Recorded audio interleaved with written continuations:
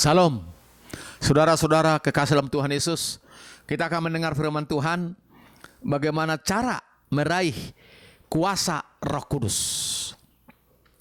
Di dalam firman Tuhan berkata, untuk meraih kuasa Roh Kudus, Tuhan Yesus menyampaikan firman-Nya dalam Injil Yohanes pasal 7 ayat 37 sampai 39. Air sumber hidup. Dan pada hari terakhir, yaitu pada puncak perayaan itu, Yesus berdiri dan berseru, "Barang siapa haus, baiklah ia datang kepadaku dan minum. Barang siapa percaya kepadaku, seperti yang dikatakan oleh kitab suci, dari dalam hatinya akan mengalir aliran-aliran air hidup." Yang dimaksudkannya ialah Roh Kudus yang akan diterima oleh mereka yang percaya kepadanya. Sebab Roh itu belum datang karena Yesus belum dimuliakan. Amin. Mari kita berdoa. Terima kasih Bapa kami di surga, kesempatan ini Engkau berikan waktu bagi kami untuk menerima firman Allah, bagaimana cara orang menerima kuasa Roh Kudus. Sebab itu, biarlah Roh Kudus berkata-kata mengurapi hamba-Mu untuk menyampaikan firman-Mu. Dan setiap orang yang mendengar firman-Mu ini, betul-betul mereka mau dipenuhi Roh Kudus, rindu dipenuhi Roh Kudus, seperti kata firman Tuhan di dalam Injil Yohanes. Sebab itu Tuhan Yesus berkata-kata Engkau melalui Roh Kudus, melalui hamba-Mu. Kami siap menerima firman-Mu. Haleluya. Amin. Saudara-saudara kasih dalam Tuhan, Tuhan Yesus berkata waktu dia berkhotbah sebelum Paskah, bahwa dia memanggil orang-orang yang haus, yang lapar. Haus dan lapar. Bagaimana orang yang haus tentang air? Tentu dia harus mencari sampai dapat. Harus dapat. Karena dia haus tentang air. Bukan haus tentang rumah, bukan haus tentang duit, bukan haus tentang pekerjaan, bukan haus tentang istri, tentang suami, tentang keturunan, tapi haus tentang air minum. Tentu dia mencari sampai dapat air minum. Sesudah dia dapat air minum, baru dia puas karena fokus mencari air minum. Demikian juga makanan. Kata Tuhan Yesus, lapar. Barang siapa yang lapar, dia mencari makanan, bukan mencari pekerjaan, bukan mencari duit, bukan mencari rumah, bukan mencari hotel, tapi mencari makanan. Sehingga harus dapat makanan. Jadi fokus, sungguh-sungguh 100% hanya mencari makanan. Sehingga waktu dia dapat makanan, karena dia sudah lapar, maka begitu lahapnya dia makan makanan itu dan dikenyangkan dan dipuaskan. Karena firman Tuhan berkata dalam Amsal Sulaiman, kalau kita makan apapun yang enak, apakah itu capcay, apakah itu saksang, arsik, atau apapun namanya, kalau kita tidak lapar, makanan itu malah jadi kita injak-injak, tidak berguna, tidak berharga. Karena kita tidak lapar. Jadi demikian juga tentang firman Tuhan. Tentang firman Tuhan ini kita harus haus, harus rindu. Tuhan Yesus berkata dalam khotbahnya, sesuai dengan Alkitabiah. Jadi yang tertulis Alkitab, bukan di luar Alkitab. Sesuai dengan firman Tuhan di Alkitab. Jadi kita haus, kita rindu. Fokus kemana? Kepada siapa? Kepada Tuhan Yesus. Karena Tuhan Yesus telah memberikan Roh Kudus. Waktu dia naik ke sorga, 10 hari dia di sorga, baru diturunkan Roh Kudus kepada orang-orang yang haus, yang lapar. Yang menerima janji Tuhan itu ada 500 orang, 500 mata. Tapi dalam Kisah Rasul disebut yang lapar, yang haus tentang janji Tuhan tentang Roh Kudus hanya 120 orang. Sehingga 120 orang inilah yang haus, yang rindu menerima kuasa Roh Kudus. Dan mereka dipenuhi Roh Kudus dengan berbahasa roh, berkata-kata kepada Allah dalam rahasia. Iblis tidak mengerti, tapi hanya Tuhan Yesus yang mengerti. Karena itu rahasia dengan Tuhan. Dan iman kita waktu berbahasa roh, iman kita dikuatkan, ada buahnya, yaitu damai sejahtera dan Roh Kudus. Saudara-saudara kasih dalam Tuhan, jadi intinya untuk kita menerima kuasa, meraih kuasa Roh Kudus, memang kita harus lapar dan haus.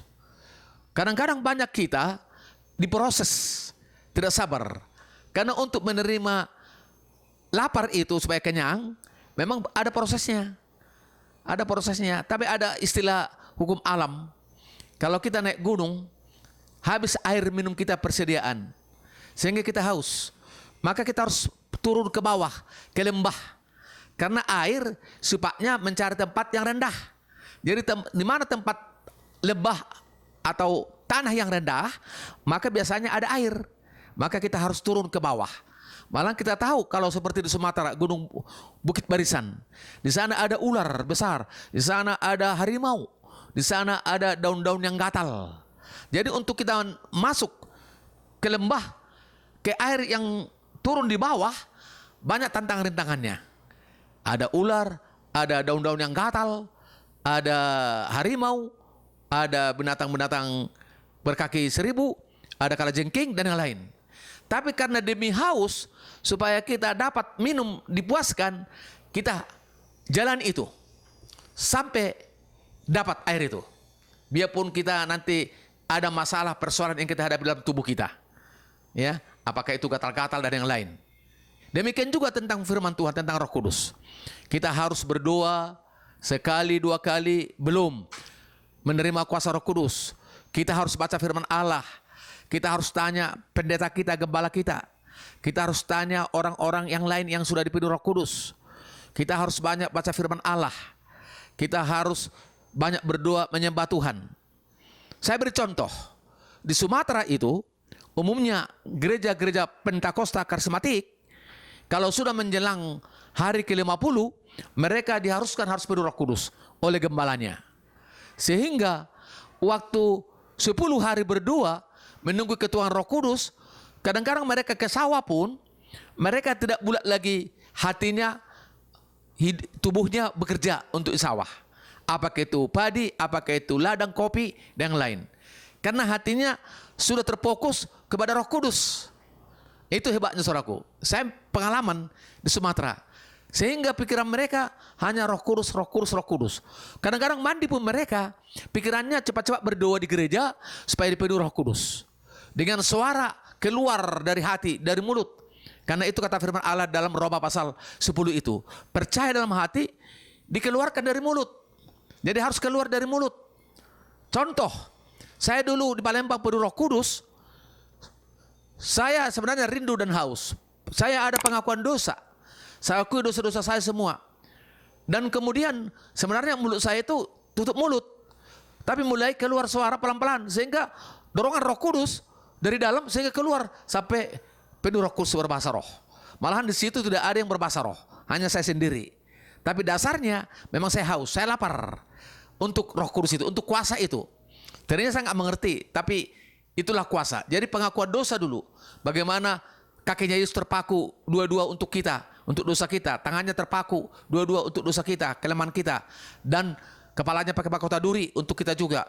Dan rusuknya, dadanya ditusuk dengan tombak untuk kita juga. Jadi yang 5 luka itu waktu itu saya renungkan waktu di Palembang, dan turunlah Roh Kudus. Saudaraku, itulah sebabnya maka Roh Kudus itu dilambangkan air.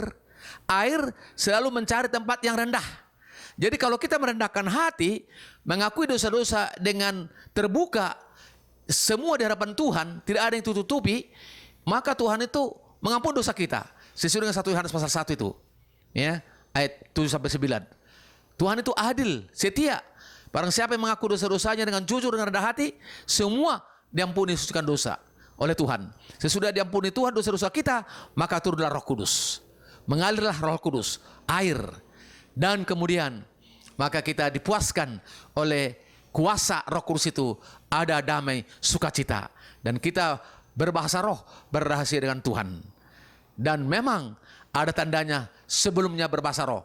Ada angin, ada api, dan semua itu lambang Roh Kudus. Dan nanti kita akan terangkan lagi soal masalah itu, bagaimana orang penuh Roh Kudus. Tapi ini bagaimana untuk mencari, yaitu kuasa Roh Kudus, yaitu dasarnya haus dan lapar sesuai dengan firman Tuhan, datang kepada Yesus. Karena Yesuslah yang mengaruniakan Roh Kudus itu. Biarlah kita haus rindu untuk menerima kuasa Roh Kudus. Percaya saja, karena itu sangat penting. Kalau kita tidak dipenuhi Roh Kudus, lihat dulu Simon Petrus. Dia menyangkal waktu malam-malam perempuan bertanya kepada dia, Simon, engkau salah satu murid Yesus itu yang mau disalib ya? Aku tidak mengenal dia, katanya. Sampai 3 kali. Sampai ayah berkokok. Kenapa? Karena waktu itu Simon Petrus belum dipenuhi Roh Kudus. Belum ada kuasa Roh Kudus. Nanti sesudah dia dipenuhi Roh Kudus di kamar loteng dengan 120 orang, kita melihat dia berani khotbah di hadapan banyak orang. Sampai orang menyuruh dia berdiam, tapi dia tidak mau. Orang mengejek dia mabuk anggur, masih pagi-pagi. Dia sampai ke terus firman Allah, tidak mabuk anggur. Tapi janji Tuhan, maka sekaligus orang yang mencela, yang mengejek, malah berbalik bertobat. Karena ada kuasa Roh Kudus. Sehingga 3.000 orang bertobat dibaptis selam oleh Rasul Petrus. Demikian juga yang lain-lain. Bagaimana dia berani memberitakan firman Allah karena keberanian dari kuasa Roh Kudus. Biarpun dia dilarang menyebut nama Yesus, tapi dia berkata, apakah kami berhenti menyampaikan nama Yesus? Apakah kami lebih taat kepada manusia atau kepada Tuhan Yesus? Maka kami tidak mau berhenti. Apa yang sudah kami terima, mereka terus berani memberitakan kabar baik nama Yesus. Dan banyak orang menerima kuasa, diselamatkan, diberkati, bahkan dibaptis, dipenuhi Roh Kudus. Jadi sebab itu, mari semua kita yang mendengar firman Tuhan ini, haus dan lapar, rindu sungguh-sungguh, bulatkan hatimu, tubuh roh kita untuk menerima kuasa Roh Kudus. Sesudah kita pengakuan dosa dengan jujur, dengan tulus, dengan rendah hati, pasti kuasa Roh Kudus akan turun, sehingga kita akan berani menyampaikan firman Tuhan, dan kita akan diberkati sesuai dengan rencana Tuhan. Dan nama Tuhan Yesus dimuliakan, diagungkan. Tuhan Yesus memberkati. Haleluya. Amin.